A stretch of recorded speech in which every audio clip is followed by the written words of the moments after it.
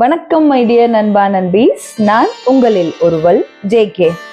இன்னைக்கு நம்மளோட ஜேகே கிரியேட்டிவிட்டியில நவராத்திரி 4ஆம் நாள் பத்தின வீடியோ தான் பார்க்க போறோம்.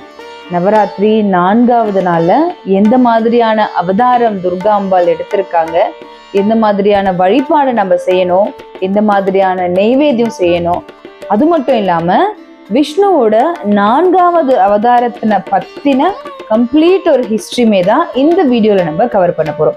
வீடியோக்குள்ள போலாமா? வாங்க.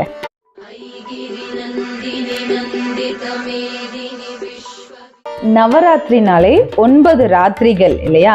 அந்த 9 ராத்திரியுமே 3ஆ பிரிப்பாங்க. முதல் 3 நாட்கள், அடுத்த 3 நாட்கள், கடைசி 3 நாட்கள். ஸோ ஃபர்ஸ்ட் 3 நாட்கள் பார்த்தீங்கன்னா துர்கா தேவிக்காக நம்ம சமர்ப்பிப்போம். ஸோ முதல்ல 3 நாட்கள் ஃபர்ஸ்ட் ஃபேஸ் கம்ப்ளீட் ஆயிடுச்சு.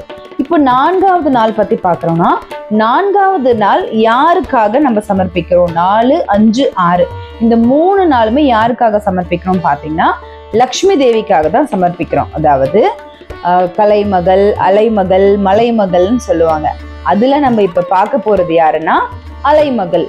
லக்ஷ்மி தேவிய, மகாலட்சுமி தேவிய அலைமகள் அப்படின்னும் சொல்லுவாங்க. ஸோ அலைமகள் அப்படின்னு ஏன் சொல்றாங்கன்னா, பார்க்கடலை கடையும் போது அந்த அலைகளுக்கு நடுவுல இருந்து வந்த லக்ஷ்மி தான் இங்க மகாலட்சுமி. ஸோ அலைகள் இருந்து வந்ததுனால இவங்களை என்ன சொல்றாங்க? அலைமகள் அப்படின்னு சொல்லிட்டு சொல்றாங்க. அப்படி பார்க்கடலை கடையும் போது பாத்தீங்கன்னா நிறைய பொருட்கள் வெளியில வந்தது.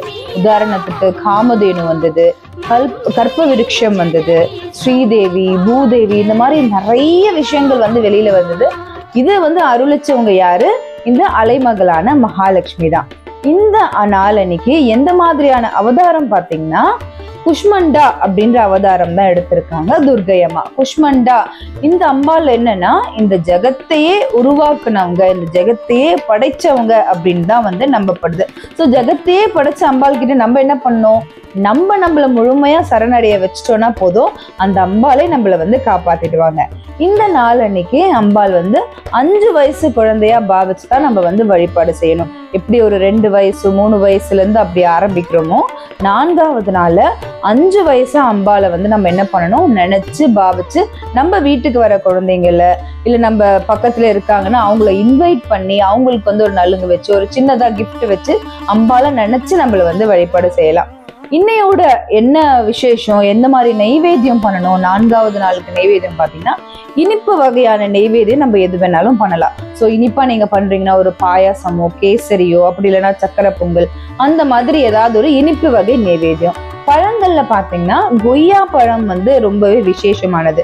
ஸோ கொய்யா பழம் வச்சு நம்ம வழிபாடு செய்யலாம். நான் முன்னாடியே சொன்ன மாதிரி மகாலட்சுமி தாயாரை குறிக்குது இல்லையா? அதாவது அலைமகள். மகாலட்சுமி யாரோட அம்சமா இருக்காங்க? மகாவிஷ்ணு கிட்ட போய் சரணடைகிறாங்க.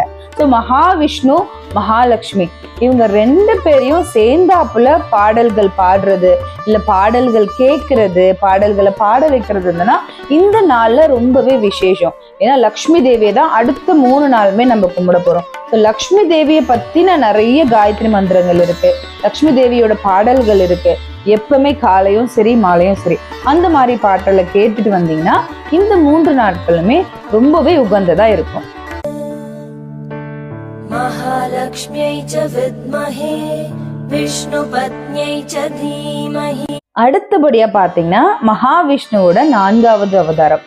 ஏற்கனவே நம்மளோட சேனல்ல 3 அவதாரம் பத்தி ரொம்ப டீட்டெயிலா சொல்லியிருப்பேன். அதாவது மச்ச, கூர்ம, வராக இந்த அவதாரம் பத்தி ரொம்ப சிறப்பா, எதனால இந்த அவதாரம் எடுக்கப்பட்டது, இந்த அவதாரத்தோட பின்னணி என்ன, எல்லாமே கம்ப்ளீட்டா சொல்லியிருந்தேன். இன்கேஸ் நீங்க அந்த வீடியோ எதுனா பார்க்காம இருந்தீங்கன்னா கண்டிப்பா நான் டிஸ்கிரிப்ஷன்ல அட்டாச் பண்ற லிங்க் நீங்க தயவு செஞ்சு அந்த வீடியோமே பார்த்து வந்துடலாம். இன்னைக்கு நம்ம பார்க்க போறது 4வது அவதாரம். 4வது அவதாரம் என்ன அவதாரம்? நரசிம்மர் அவதாரம் தான் 4வது அவதாரம். நரசிம்மர் அவதாரம் எதனால தோன்றப்பட்டதுன்னு நிறைய பேருக்கு தெரியும். இருந்தாலுமே தெரியாதவங்களுக்காக நான் சொல்றேன். பெரும்பாலும் அவதாரமானது தர்மம் அழிஞ்சிட்டு அதர்மம் மேல ஓங்கும் போதுதான் அவதாரமானது எடுக்கப்படுது இல்லையா? சோ இந்த காலத்திலுமே பாத்தீங்கன்னா இரண்யகசிபு அப்படின்ற ஒரு அரக்கன் என்ன பண்ணாரா, ரொம்பவே கடுமையா ஒரு தவம் இருந்து வரம் ஒண்ணு பெற்றுட்டானா. என்னன்னு முதல்ல அவன் கேட்ட வரம் என்ன? எனக்கு சாவே வரக்கூடாது, சாகா வரம் வேணும் அப்படின்னு.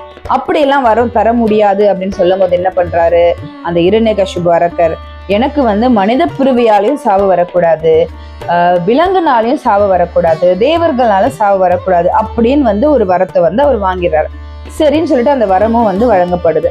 அது மட்டும் இல்லாம வீட்டுக்குள்ளவும் நான் சாகக்கூடாது, வீட்டுக்கு வெளியவும் சாகக்கூடாது. எப்படி எல்லாம் வரம் கேட்கிறாரு பாருங்க. இந்த மாதிரி வந்து அவர் வந்து ட்விஸ்ட் வச்சு வரம் கேட்டிருக்காரு.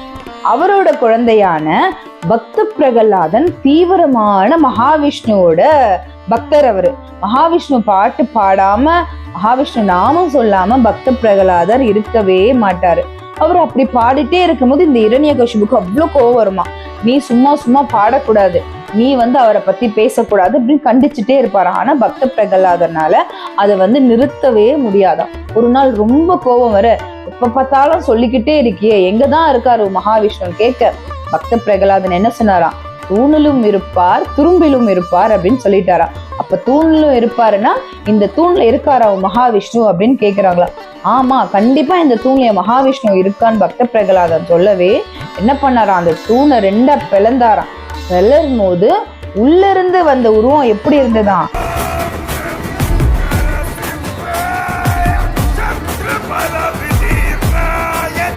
மனிதன் உடல் சிங்கத்தோட முகம் கொண்டு வந்துச்சான்.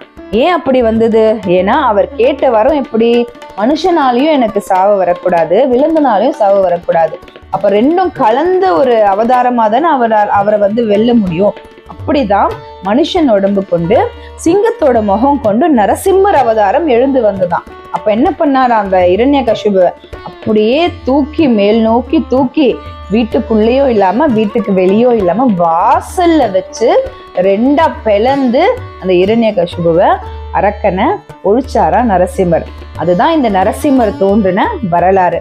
இந்த நரசிம்மர் கோவில் நிறைய இடத்துல இருக்கு. நம்மளுக்கு ரொம்ப ஸ்பெசிஃபிக்கா இந்த இடத்துலதான் நரசிம்மர் கோவில் இருக்குன்னு நிறைய அவதாரங்களுக்கு நான் சொன்ன மாதிரி மச்ச அவதாரம் ஆகட்டும், வராகர அவதாரம் ஆகட்டும், லிமிட்டடா தான் டெம்பிள்ஸ் இருக்கும். ஆனா நரசிம்மர் கோவில் அப்படி கிடையாது. ஷோலிங்கர் போனீங்கன்னா யோக நரசிம்மர் இருப்பாரு. ரொம்பவே சுபிக்ஷமா நீங்க வந்து மலை ஏறி போயிட்டு இந்த யோக நிலையில இருக்கிற நரசிம்மரை பார்த்துட்டு வந்தீங்கன்னா அவ்வளோ ஒரு நல்லது. கண்டிப்பா கார்த்திகை மாசத்துல போய் பார்த்தீங்கன்னா இன்னும் விசேஷம். நிறைய இடத்துல நரசிம்மர் கோவில் இருக்கும். தப்பாம சனிக்கிழமையில போய் நீங்க பார்த்தீங்கன்னா ரொம்பவே நல்லா இருக்கும்.